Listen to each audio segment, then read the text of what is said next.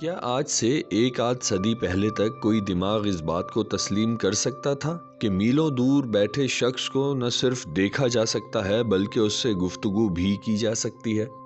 کیا اس زمانے کے دماغ اس بات کو تسلیم کر سکتے تھے کہ ایک لمحے کے اندر پیغام بھیجا اور موصول کیا جا سکتا ہے؟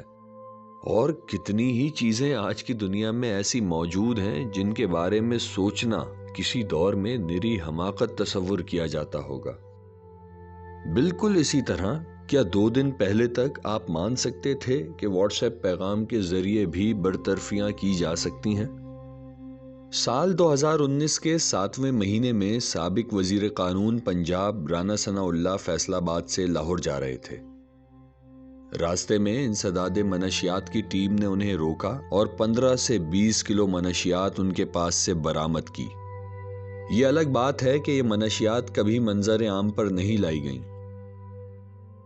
رانا ثناء اللہ پر کیس بنا اور اسی کیس کی سماعت خصوصی عدالت کے جج مسعود ارشد کر رہے تھے۔ 28 اگست 2019 کو عدالت کی کارروائی شروع ہوئی۔ جج نے انسداد منشیات کے وکیل سے ثبوت طلب کیے تو وکیل نے وقت مانگا۔ عدالت 1 گھنٹے کے لیے برخاست ہوئی۔ 1 گھنٹے بعد جج صاحب نے آ کر یہ فرمان سنایا کہ انہیں واٹس ایپ کے ذریعے پیغام موصول ہوا ہے کہ انہیں کام کرنے سے روکا جا چکا ہے۔ سینئر صحافی عبدالقیوم صدیقی کا کہنا تھا کہ واٹس ایپ کی ٹائمنگ نے معاملے کو کافی مشکوک بنا دیا ہے۔ اس سے پہلے کبھی ایسا نہیں ہوا کہ کسی جج کو فون پیغام کے ذریعے برطرفی کی اطلاع دی جائے۔ جبکہ صحافی مطیع اللہ جان کا کہنا تھا کہ دنیا کافی جدید ہو گئی ہے، ممکن ہے کہ آنے والے وقتوں کی جنگیں بھی واٹس ایپ پر لڑی جائیں۔ ان کا یہ بھی کہنا تھا کہ واٹس ایپ صرف بدنام ہے، اصل بد تو وہ ہیں جو یہ پیغامات بھیجتے ہیں۔ اس بات کے سامنے آنے کے بعد جناب شہباز گل نے سوشل میڈیا کے ذریعے ایک نوٹیفیکیشن شیئر کیا جس کے مطابق اس سماعت سے 2 دن قبل یعنی 26 تاریخ کو 3 ججوں کی برطرفی کا حکم نامہ جاری کیا گیا تھا۔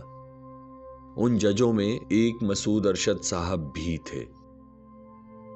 شہباز گل نے گتھی کو سلجھانے کی اچھی کوشش کی لیکن الٹی ہو گئیں سب تدبیریں، کچھ نہ دوا نے کام کیا۔ پہلے شاید کوئی وہم لاحق تھا، اب ابہام لاحق ہو گئے ہیں۔ جیسا کہ کیا کوئی معطل یا برطرف جج اپنی عدالت لگا سکتا ہے؟ کیا اتنے اہم عہدے کا کوئی شخص اپنی برطرفی کے بارے میں لا علم رہ سکتا ہے؟ کیا کسی شخص کو اس کی معطلی یا تقرری کی اطلاع بذریعہ واٹس ایپ دینا مناسب ہے؟ اگر کوئی شخص اپنے موبائل کا نیٹ آن نہ کرے تو وہ حسب سابق اپنی ذمہ داریاں نبھاتا رہے؟ اور یہ پیغام اسی وقت کیوں بھیجا گیا جب عدالت نے ثبوت طلب کیے؟ لیکن اس واقعے نے چند خوش فہمیوں اور امیدوں کو بھی ہوا دی، جیسے کہ اب شاید ہم ٹیکنالوجی کا بھرپور استعمال کرنے کے اہل ہو گئے ہیں۔ چیف جسٹس آصف سعید کھوسہ نے الیکٹرانک کورٹس کا افتتاح کیا، خصوصی عدالت نے واٹس ایپ پر برطرفی کا افتتاح کر دیا۔ اب آگے دیکھنا ہے کہ ہوتا ہے کیا۔ عزیز آباد کی ٹنکی سے جتنا اسلحہ اور رانا ثناء اللہ کی گاڑی سے جتنی منشیات نکلی اس پر آسمان لرز گیا اور زمین کانپ اٹھی۔ اس اسلحے کا قصہ پرانا ہو کر کہیں دفن ہو گیا، لیکن اب دل چاہتا ہے کہ انصاف کو ہوتا دیکھا جائے۔ رانا ثناء اللہ کے خلاف موجود ثبوت جنہیں کسی خاص حکمت اور بصیرت کے تحت منظر عام پر نہیں لایا گیا، ان ثبوتوں کو دیکھا جائے۔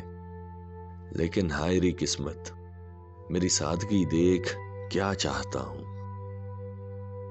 یہ پیغام کہاں سے آیا، کس نے بھیجا اور اسی وقت کیوں بھیجا جب ثبوت طلب کیے گئے، اس پر اتنا ہی کہنا مناسب ہوگا، جو چاہے آپ کا حسن کرشمہ ساز کرے۔ ویسے ہم کتنی کمال کی قوم ہیں، فیصلے واٹس ایپ پر کرتے ہیں، لیکن انصاف کا اتنا بہترین نظام دیکھ کر مجھے تو خدشہ لاحق ہو گیا ہے کہ کہیں ایسا نہ ہو کہ آئندہ موبائل کمپنیوں کے اشتہارات کچھ ایسے ہوں: 100 MB فیس بک کے لیے، 100 ٹویٹر کے لیے، 100 MB عدلیہ کے لیے حاصل کریں صرف 50 روپے میں۔ آپ کو کیا لگتا ہے؟